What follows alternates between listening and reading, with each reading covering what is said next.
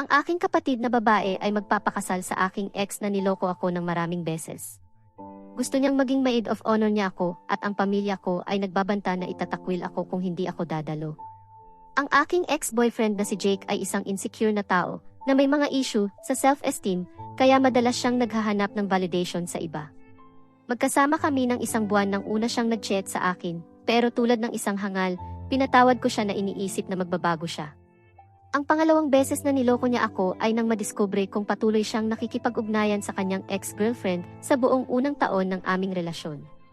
Patuloy siyang nagpadala ng mga papuri, pinupuri ang kanyang kagandahan at gumagawa ng mga personal na komento tulad ng palagi kong iniisip na ang iyong braces ay nagpapaganda sa iyo kahit na kinamumuhian mo sila. Nang harapin ko siya tungkol dito, ipinagtanggol niya ito sa pagsasabing mababa rin ang kanyang self-esteem, tulad ng sa kanya, at gusto niyang tulungan siyang mapabuti ang kanyang pakiramdam tungkol sa kanyang sarili. Ang pangatlong insidente ay nang ipakita niya sa akin ang isang bagay sa kanyang telepono at may lumabas na notifikasyon mula sa isang babae. Hindi ko sana pinansin yon kung hindi niya agad itong dinelete, habang sinasabing, huwag mag-alala, pangit siya. Isang kakaibang komento para sabihin tungkol sa isang random na babae na nagte-text sa kanya. Nang lumabas siya, kinuha ko ang kanyang telepono saglit at nakita ang ilang mga mensahe ng pagmamahal na kanilang ipinadala sa isa't isa. Hindi ko mabasa ang lahat bago niya inagaw pabalik ang telepono at binura ang lahat. Patuloy niyang iginiit na siya ay isang matagal ng kaibigan, na sinasabing matagal na silang hindi nag-uusap. Humingi siya ng paumanhin at binablock siya, kaya napagpasyahan kong huwag na itong palakihin. Isang buwan pagkatapos, nagsimula siyang mag-imbento ng kwento tungkol sa pagpunta sa hapunan kasama ang kanyang kapatid na babae, pero alam kong hindi iyon totoo. Nagsinungaling siya nang bumalik siya, nagsasabing kamusta na ang kanyang kapatid at iba pa. Salamat sa Google, nalaman ko kung saan siya talaga nagpunta. Malinaw na nag-date siya at nanatili sa bahay ng babae hanggang 1:00 ng umaga. Naghintay ako ng 1 linggo para umamin siya, pero hindi niya ginawa. Binigyan ko siya ng hint na alam ko ang tungkol sa kanyang sinasabing pagkikita sa kanyang kapatid at binigyan siya ng isa pang pagkakataon para sabihin ang katotohanan. Sa wakas, umamin siya na naghapunan siya kasama ang isang babae na nakilala niya online. Itinanggi ang pagpunta sa bahay nito o pagbabayad para sa hapunan. Ibinigay ko sa kanya ang mga ebidensya na mayroon ako, pero patuloy niyang itinanggi ang buong katotohanan. Ang susunod na beses na niloko niya ako ay halos 4 na taon na kami sa aming relasyon. Naging bukas na kami sa aming mga mensahe kapag gumagamit kami ng aming mga laptop o telepono malapit sa isa't isa, pero pagdating sa partikular na babaeng ito, iniiwasan niyang buksan ang kanyang mga mensahe sa Facebook at WhatsApp kapag nasa paligid ako. Minsan pa, tinanong ko siya at iginiit niyang walang nangyayari. Tiwala sa aking mga instinct at alam ang kanyang nakaraang asal, nagdesisyon akong muling mag-imbestiga. Sa aking pagkabigo, natuklasan kong nagpapadala siya ng mga mensaheng malaswa. Nang harapin ko siya, nag-breakdown siya, humingi ng paumanhin, at agad na tinanggal siya sa kanyang mga contact. Matapos ang revelasyong ito, inamin din niya na nahihirapan siya sa isang porn addiction. Nabigla ako sa narinig at napagdesisyonan naming dumalo sa counseling para harapin ang mga isyong ito. Nagkaroon kami ng ilang sesyon na sinusubukang tuklasin ang mga ugat ng kanyang pag-uugali, nagsimulang bumuti ang aming komunikasyon at nagkaroon ng positibong pagbabago sa aming relasyon. Sa kabutihang palad, nang makakuha siya ng trabaho, kinailangan naming itigil ang aming mga sesyon. Ang kanyang trabaho ay nangangailangan ng pagtrabaho sa site, na medyo malayo, kaya wala siya ng 5 gabi bawat linggo. Isang weekend nang bumalik siya, marahil pagod mula sa biyahe, hindi siya naging maingat sa pagtatago ng kanyang mga bakas.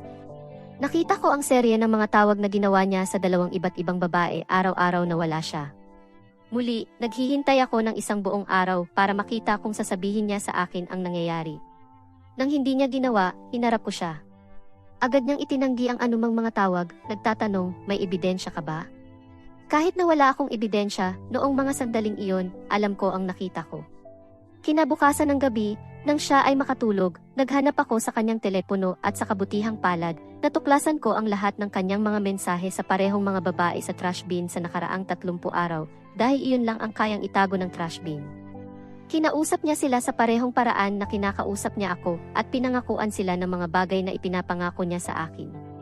Sinabi niya sa babae numero 2 na siya ang perpektong babae para sa kanya at gusto niyang dalhin siya sa hapunan pagkatapos niyang bumalik. Ngayon, mayroon na akong ebidensya upang harapin siya. Kinabukasan ng umaga, nagising ako at nakita siyang umiiyak sa tabi ko.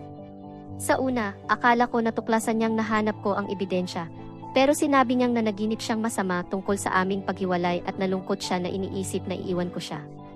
Napakipot ang aking mga mata sa pagdududa at binuksan ko ang lahat ng mga mensahe na mayroon siya sa mga babaeng iyon. Binasa ko ang mga iyon ng malakas habang siya ay nakaupo at umiiyak, ipinapahayag ang kanyang pagsisisi. Sa pagkakataong ito, labis akong nagalit na nagsimula akong tumawa habang binabasa ng malakas ang kanyang mga mensahe dahil hindi ko maisip kung paano ang isang tao na patuloy na nagsasabing mahal niya ako ay maaaring patuloy na lokohin ako ng ganito. Paano siya makapagsinungaling sa akin ng harapan? Pakiramdam ko kung hindi ko nakuha ang mga ebidensya, patuloy niyang itatanggi ang mga paratang na ito at maaaring hindi ko na nalaman ang totoo. Nagkaroon kami ng malaking away at handa na akong umalis, pero pagkatapos, lumuhod siya. Umiiyak at nagmamakaawa, sinasabing mahal niya ako at labis siyang nagsisisi. Sinabi niya na may sakit siya at hindi niya maisip ang buhay niya nang wala ako. Talagang mahal ko siya at tuwing umiiyak siya, nadudurog ang puso ko sa kabila ng lahat ng sakit na dulot niya sa akin. Patuloy niyang iginiit na hindi niya mapigilan ang kanyang sarili pero gusto niyang magtrabaho sa kanyang mga issue. Sinabi niya sa akin na mahal niya ako at hindi siya makapaghintay na pakasalan ako balang araw. Kahit na alam kong patuloy niya akong ginagawang tanga, tuwing nag-chat siya, nagsisinungaling sa akin at binabali ang kanyang mga pangako, gusto ko talagang maniwala sa kanya. Isang bahagi ko ang nag-isip na napakalayo na namin at nakapagtayo na kami ng buhay ng magkasama. Dumaan kami sa maraming pagsubok ng magkasama at sinuportahan ang isa't isa sa mga mahirap na panahon. Kasabay nito, nagkaroon din kami ng maraming kasiyahan ng magkasama. Palagi niya akong pinapatawa araw-araw. Pakiramdam ko na mawawala sa akin ang napakaraming bagay kung bibitawan ko siya, kaya napagpasyahan kong manatili at sinabi sa kanya na ito na ang huling pagkakataon na mayroon siya upang patunayan ang sarili. Nagsimula siyang magbago at sa loob ng 1.5 hanggang 2 taon pagkatapos nito, nagkaroon kami ng isang mahiwagang relasyon. Hindi na niya itinatago ang kanyang telepono at talagang nagsikap para sa amin. Ngunit bigla, sa huling taon ng aming relasyon, napansin kong bumalik ang kanyang masamang ugali at nagbago ang kanyang pag-ugali. Nagpuyat siya ng matagal gamit ang kanyang telepono at naging malayo at pagkatapos ay biglang naging sobrang malambing. Nagpatuloy ito ng halos 2 linggo at naramdaman kong may mali. Sa kabila ng hindi pag-espiya mula noong aming mga sesyon ng therapy, hindi ko maiwasang maramdaman na may hindi tama. Isang araw, pumunta siya sa banyo at iniwan ang kanyang telepono sa ilalim ng unan. Nang tingnan ko ito, naka-on pa ito sa screen na ginamit ilang minuto lang ang nakalipas.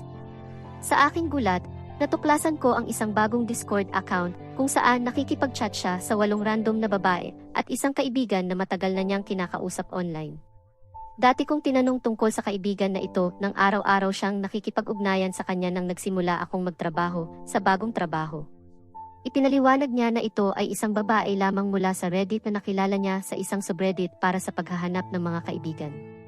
Ngunit nalaman ko na matagal na silang nag-uusap at isinisiwalat niya ang lahat tungkol sa aming relasyon. Nagpadala rin siya ng mga video mula sa kanyang panig, ngunit hindi pa nagbahagi ng anumang larawan ang babae, kaya wala akong ideya kung ano ang hitsura ng babae. Sobrang galit ko na nagkaroon kami ng isang mainit na pagtatalo. Inakusahan niya ako ng paglabag sa kanyang privacy sa pagtingin sa kanyang telepono at inakusahan ko siyang ginagamit ako sa buong aming relasyon. Sa wakas, inamin niya na nagkakaroon siya ng damdamin para sa babaeng ito sa nakaraang taon at nagsimulang maging emosyonal na kasangkot sa kanya. Sinabi niya na eventually, aaminin niya ito sa akin dahil gusto niya talagang makipaghiwalay na sa akin. Hindi ko matanggap ang naririnig ko habang patuloy siyang nagsasabi na gusto niyang makita kung may future sila ng babaeng iyon. Sa buong aming relasyon, sa kabila ng lahat ng sakit na dinulot niya sa akin, palagi akong umaasa na gaganda ang aming pagsasama. Nagdaan kami sa mga cycle ng pagkakabati at paghihiwalay sa bawat pagkakataon na iniisip na ito na ang huli. Pero ngayon, iiwan niya ako para sa isang babae na nakilala niya sa Reddit. Habang nakaupo ako doon, na-shock, patuloy na nagsalita si Jake na pakiramdam niya ito ang tamang gawin para sa aming dalawa na tapusin na ang aming relasyon dahil hindi niya kayang ipagpatuloy ang aming pagsasama habang may ganitong conflicting emotions siya para sa iba. Nang marinig ko ang kanyang mga salita, naramdaman kong may luha sa aking mga mata habang pinilit kong tanggapin na ang relasyon na itinayo namin sa loob ng 7 taon ay nagugunaw na. Naghiwalay kami at naramdaman kong napakaraming emosyon, pagkawala, takot, galit at parang ginamit lang ako. Sa kabila ng sakit, ang puso ko ay patuloy na nasasaktan, nahahati sa pagitan ng pag-ibig ko kay Jake at ang paraan na niloko niya ako. 5 buwan pagkatapos ng hiwalayan at habang sinusubukan ko pa ring maghilom at magpatuloy, inihayag ng aking nakababatang kapatid na babae na magpapakasal siya. Nabigla ako nang marinig ang balita dahil hindi ko man lang alam na may nakikipag-date siya. Nang tanungin ko siya tungkol dito, inanyayahan niya ako sa tanghalian para sabihin sa akin tungkol sa kanyang fiancé. Pumayag ako at sabik na naghintay para sa araw na iyon upang makita ang aking kapatid. Nang sa wakas ay dumating ang araw, nakipagkita ako kay Lisa para sa tanghalian. Siya ay sobrang saya habang nagsasalita tungkol sa kanyang fiancé, ibinabahagi ang mga kwento tungkol sa kung paano sila nagkakilala at nagmahalan. Ngunit habang inilalarawan niya ito, lalo akong naging hinala at ang puso ko ay bumagsak nang sa wakas banggitin niya ang pangalan nito, Jake. Si Jake, ang aking ex-boyfriend ng 7 taon, ang kanyang fiancé. Hindi ako makapaniwala at tinanong ko siya kung nagbibiro ba siya. Ang aking kapatid na babae ay palaging maingat pagdating sa mga relasyon. Sa kabila ng pagiging popular noong high school na may maraming humahanga, hindi siya nagmamadali sa pakikipagrelasyon. Pinili niyang manatiling single ng maraming taon. Kaya hindi ako makapaniwala na nagpasya siyang makipag-date at ngayon ay magpapakasal sa aking ex. Habang lumalaki, palagi akong malapit sa aking kapatid na babae. Ngunit hindi ko kailanman masabi sa kanya ang eksaktong dahilan ng aming paghihiwalay ni Jake. Sa katotohanan, nahihiya ako sa mga pinagdaanan ko sa kanya at sigurado akong kung alam niya ang buong katotohanan, hindi niya ito gagawin. Sinimulan kong tanungin siya kung alam ba niya kung ano ang pinapasok niya. Ngumiti siya ng may hangin ng pagiging mataas, sinasabing alam niya ng eksakto kung ano ang pinapasok niya. Ang aking mga kilay ay kumunot sa pagkalito habang isiniwalat niya na siya ang babaeng tinutukoy ni Jake na may emotional connections. Ang aking mga mata ay lumaki sa pagkabigla habang napagtanto kong siya ang dahilan ng aming paghihiwalay. Ipinagpatuloy ng aking kapatid ang pagpapaliwanag kung paano sila nagkita sa mga pahina ng Reddit at nagsimulang mag-usap. Alam ni Jake na siya ang aking kapatid, ngunit pinili pa rin niyang makipag-ugnayan sa kanya ng hindi tama. Sinabi niya na 5 buwan na ang lumipas mula nang maghiwalay kami ni Jake, kaya inaasahan niyang naka-move on na ako. Iyon ang dahilan kung bakit nagpasya siyang ihayag ang kanilang engagement sa lahat. Ipinagpatuloy niya ang pagsasabi na nang ipahayag niya ang engagement sa natitirang pamilya, iginiit nila na kausapin muna ako. Ang kanyang direktiba ay malinaw, ang aking presensya ay mahalaga sa kanyang paparating na kasal upang ipakita ang aking suporta sa harap ng lahat o hindi sila dadalo. Sa pagpapanatili ng isang kalmado na hitsura, itinatago ang pag-agos sa loob, tila hindi pa sapat, iniwan ni Lisa ang isa pang bomba. Nais ni na Jake at siya na ako ang maging maid of honor sa kanilang kasal. Naramdaman kong isang halo ng pagkabigla, galit at hindi makapaniwala sa pagkarinig ng kanyang mga salita.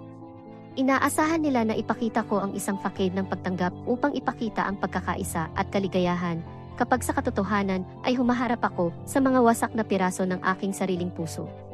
Ang buong sitwasyon ay nararamdaman tulad ng isang baluktot na biro sa akin. Sinimulan niyang magsalita tungkol sa kung gaano ito kahalaga sa kanila kung magagawa ko ito para sa kanilang espesyal na araw. Iniwan ko ang pag-uusap na iyon sa kanya na lubos na nasira at ipinagkanulo. Simula noon ay ako ay nahahati. Sa isang banda, gusto kong sabihin sa kanila na pumunta sa impyerno. Ngunit sa kabilang banda, ayokong isipin ng aking pamilya na ako ay mapait pa rin pagkatapos ng hiwalayan at hindi ko ito kayang harapin. Update 1, noong nakaraang linggo, nagpadala ng mga imbitasyon sa kasal ang aking kapatid na babae at si Jake. Hindi ako nag-RSVP dahil sa totoo lang, ayaw kong pumunta. Kahapon, tinanong ako ng aking ina na bumisita sa kanya at pumayag ako, iniisip na kami lang ang magkakasama. Pagdating ko, naghihintay ang aking ina kasama ang aking kapatid na babae at ang aking tiyahin. Ito ay isang interbensyon. Sinimula ng aking ina ang pagsasabi na mahalaga para sa akin na dumalo sa kasal ng aking kapatid na babae at na dapat kong itigil ang pag-iisa sa aking sarili mula sa lahat. Sinabi niya sa akin na ikakasal ang aking kapatid na babae at dapat kong itigil ang pagiging makasarili. Sinabi ko sa kanya na hindi ako komportable na makita ang aking ex-boyfriend na niloko ako ng maraming beses na magpakasal sa aking kapatid na babae. Tinanong ko siya kung alam ba niya ang kanyang kasaysayan dahil ang listahan ng mga beses na niloko niya ako ay walang katapusan. Sa pagkarinig nito, nagsimulang umiyak ang aking kapatid na babae na sinasabing sinusubukan kong sirain ang kanilang relasyon sa pamamagitan ng paggawa ng mga kasinungalingan. Tinanong niya kung may kinalaman ito sa katotohanan na hindi ako nakikipag-date sa kahit sino sa ngayon at iminungkahi na maaari niyang ipares sa akin ang isa sa mga kaibigan ng aking ex-boyfriend upang hindi ako makaramdam ng pag-iisa sa kanyang kasal. Galit na galit ako sa narinig ko at matapang kong sinabi na hindi ko nais na dumalo sa kanyang kasal dahil hindi ko gusto na ikakasal siya sa pinakamasamang lalaking nakadati ko. Sinira niya ang aking puso sa buong 7 taon ng aming relasyon. Patuloy siyang umiyak. Inaakusahan ako ng pagiging mapait, na sinasabing gusto ko siyang saktan dahil sa aking selos.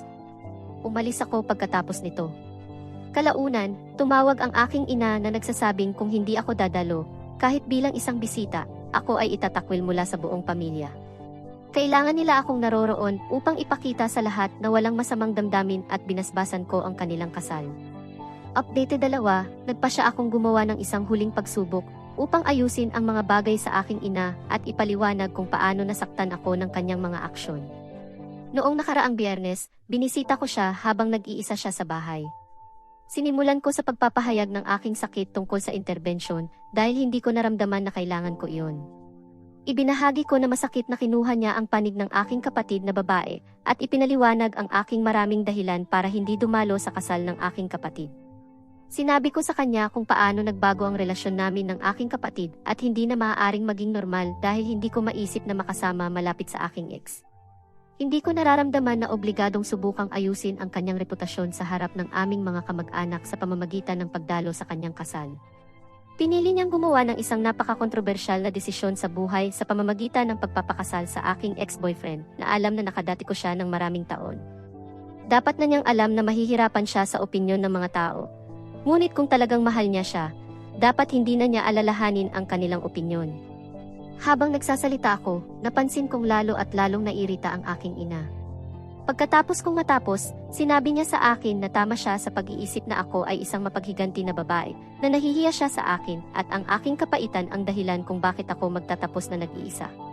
Sinabi niya na ako ay patetiko dahil hindi dadalo sa kasal ng aking sariling kapatid na babae at sobrang nakatuon sa aking sariling ego. Nagsimula akong umiyak sa pagkarinig ng kanyang mga salita, dahil alam kong hindi ko nararapat ang labis na puot mula sa aking sariling magulang.